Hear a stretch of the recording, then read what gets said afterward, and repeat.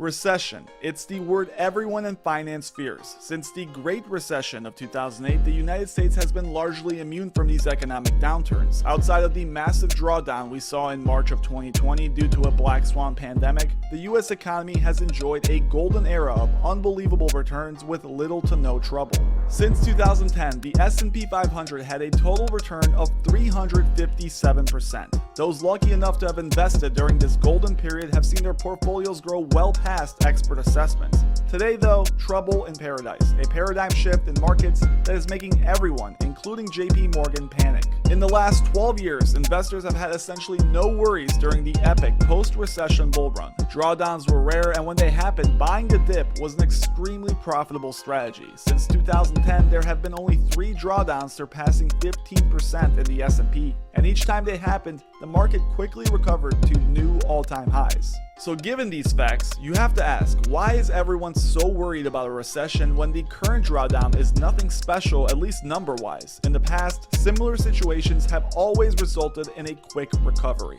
Well, the answer lies in 2 different places, and when you figure it out, you will understand why everyone is panicking. You see, in the past, we had it easy. Each time the market dipped, the Fed was there to protect us. But after years of monetary abuse, especially following March of 2020, the protection is gone, at least for now. The Federal Reserve has a problem it has not seen since the early 80s, severe inflation. And in order to combat the issue, they need to raise rates and cut down on their help. To many experts, it seems that the era of easy money is done, and now the market will need to survive without these supplements and steroids that were being injected into it by the United States Federal Reserve. This assumption has caused a sell-off of epic proportions in speculative growth stocks. For example, stocks like Zoom have been decimated. From its peak price in October of 2020, Zoom has declined over 80%. But looking at the S&P 500, you would have a hard time telling just how bad it is out there.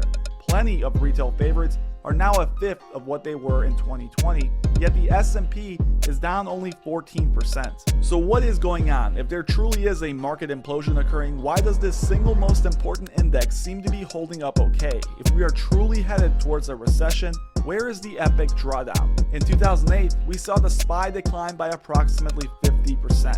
What is holding up the markets today?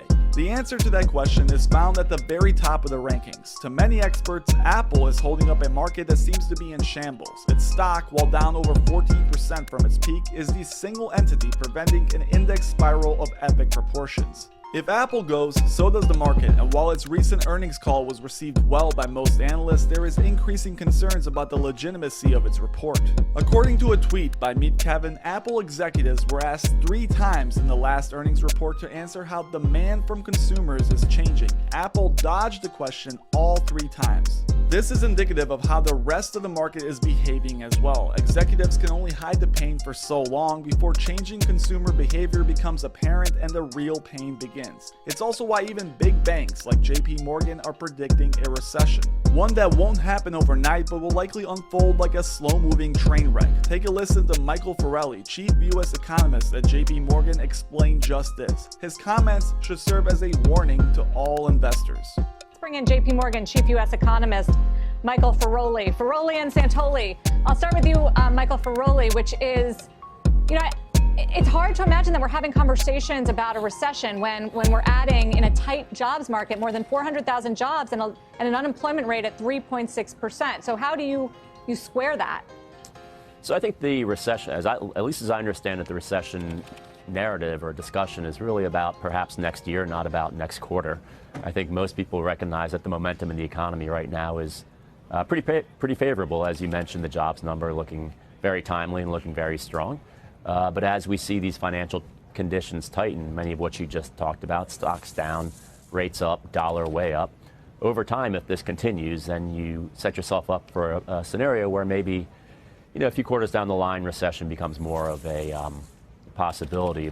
So as you just heard there from Michael, this all comes down to tightening. The Federal Reserve is expected to raise rates multiple times over the next year, and with that, a couple of things are happening. The dollar index is jumping up to record levels. A more valuable currency makes imports cheaper and exports more expensive and less competitive on world markets. For American companies, this means a tougher time selling stuff outside of its borders. And with the Fed continually raising rates, the impacts on a wide array of financial sectors are going to be severe. Mortgage rates have already surpassed 5%, and if they continue to rise, there is no doubt that eventually the housing market will grind to a halt as affordability nosedives. The fear of stagflation is overtaking the market. The economic phenomenon is a double-edged sword. On one side, inflation, on the other, recession. Rising prices hurt as is, but add in high unemployment and terrible growth and you have a recipe for disaster. Take a listen to Michael explain further. So what do you think this is all about? That big rally off the Fed and then the big sell-off off the Fed? Is it about concerns that the Fed's going to make a mistake or not get inflation under control or what?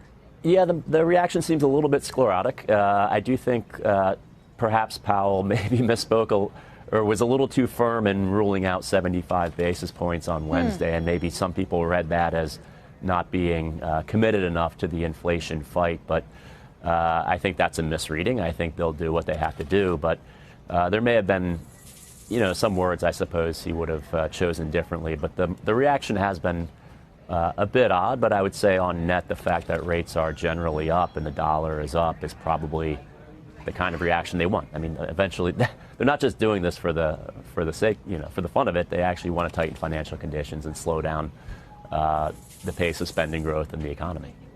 So there you have Mr. Farelli essentially saying that the Fed is lying to us once again. In the last meeting, Powell essentially said that he wouldn't even think about raising rates 75 basis points. This was interpreted by some as a failure by the Fed to deal with inflation. Next week, we will get a CPI reading that will undoubtedly shape the future of this market in the near term. If inflation continues to rage, the Fed will have to make a tough choice. Essentially, what they have to do is simple, yet no one on TV would admit to this. It's straightforward. Crash the economy or let inflation spiral out of control. The dream of a soft landing is disappearing by the day, and soon Powell will have the toughest job in America, engineering short-term pain to save us from a long-term disaster.